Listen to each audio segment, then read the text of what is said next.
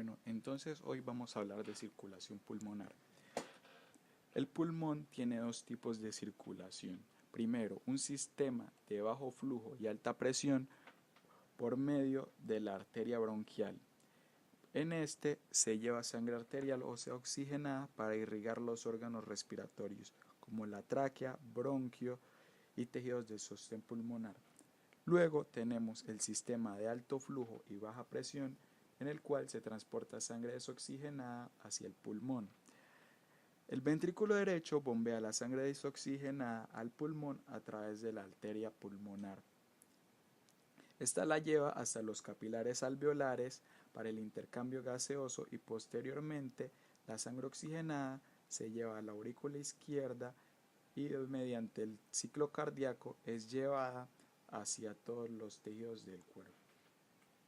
Bueno, el sistema pulmonar depende de ciertas presiones.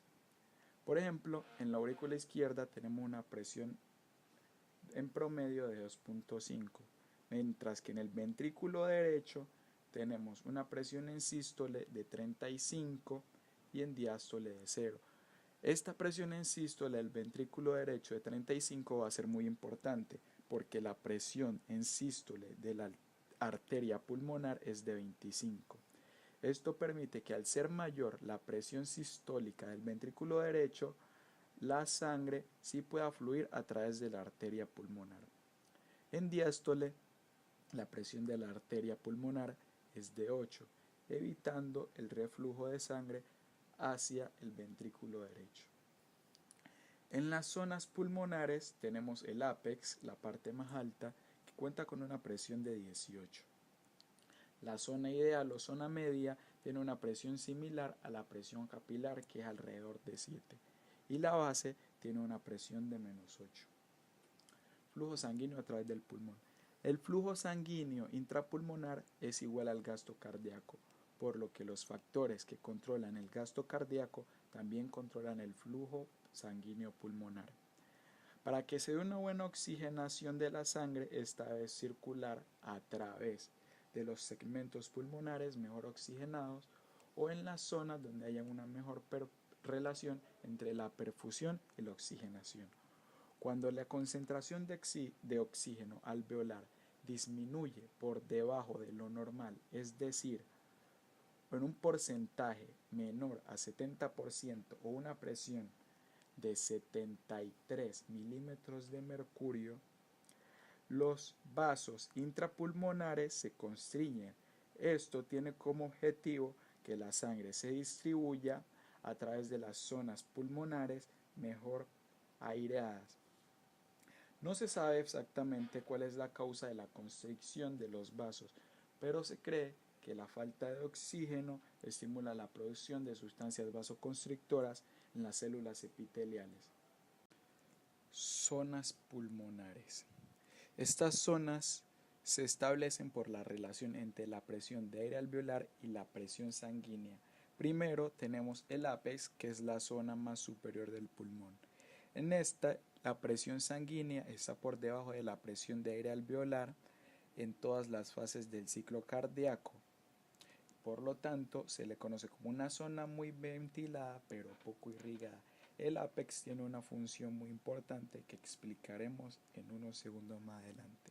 Luego tenemos la zona ideal, que es una zona en que la presión sanguínea está muy equilibrada con la presión de aire. Por lo tanto, este equilibrio entre aire y sangre hacen que el intercambio gaseoso sea muy bueno y por eso se le conoce como zona ideal.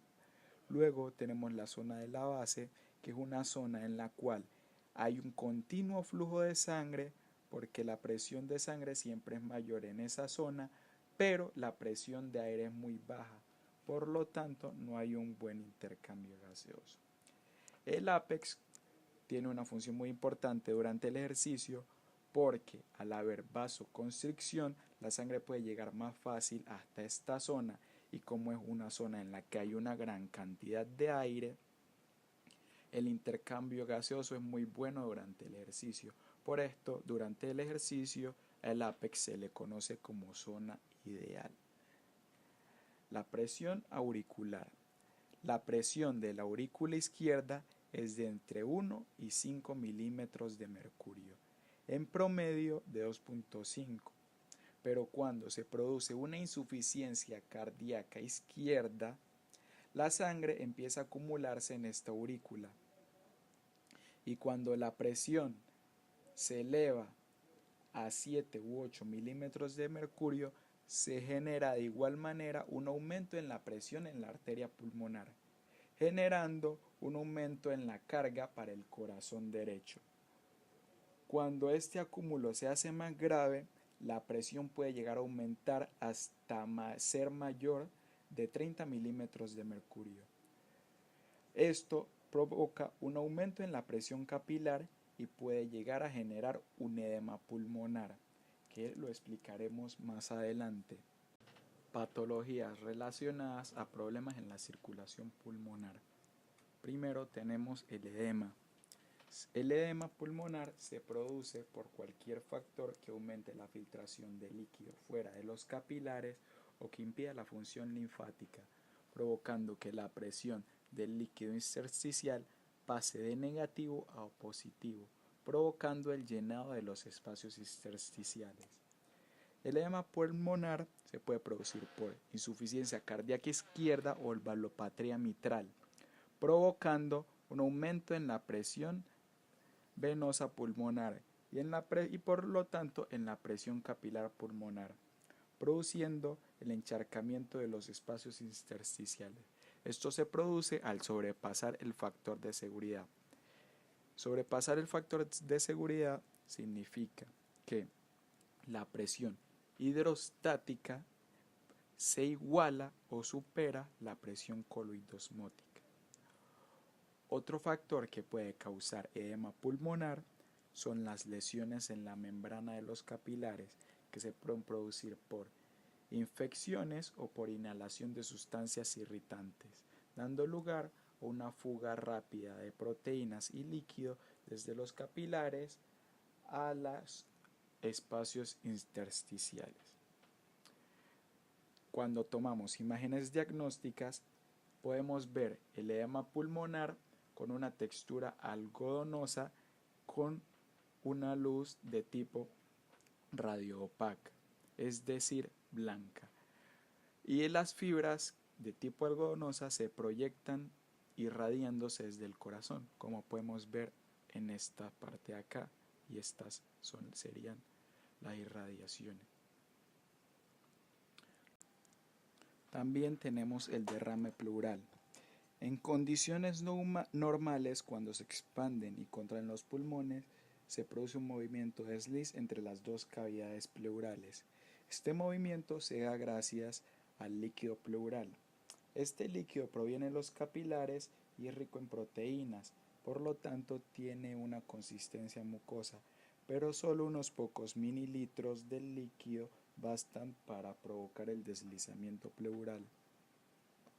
Cuando el líquido aumenta, en una condición normal, los vasos linfáticos lo drenan hacia el mediastino, a la superficie del diafragma, y esto permite que se deslice las pleuras sobre el diafragma. Este líquido le da una presión negativa al exterior de los pulmones para mantenerlos expandidos, y esta presión negativa se da por el constante drenaje del líquido. Cuando aparece un derrame pleural, puede provocarse por un bloqueo del drenaje linfático del líquido de la cavidad pleural, insuficiencia cardíaca que aumente las presiones de los vasos periféricos, por lo tanto se va a aumentar el filtrado de líquido hacia la cavidad pleural, una reducción en la presión osmótica capilar y una infección o inflamación de la cavidad pleural. Cuando tomamos imágenes diagnósticas, el derrame pleural se evidencia con la pérdida del ángulo costofrénico, que puede ser en este caso unilateral o bilateral, como lo tenemos en el caso de esta imagen, en la cual podemos observar que se ha perdido el ángulo costofrénico, tanto izquierdo como derecho. Muchas gracias.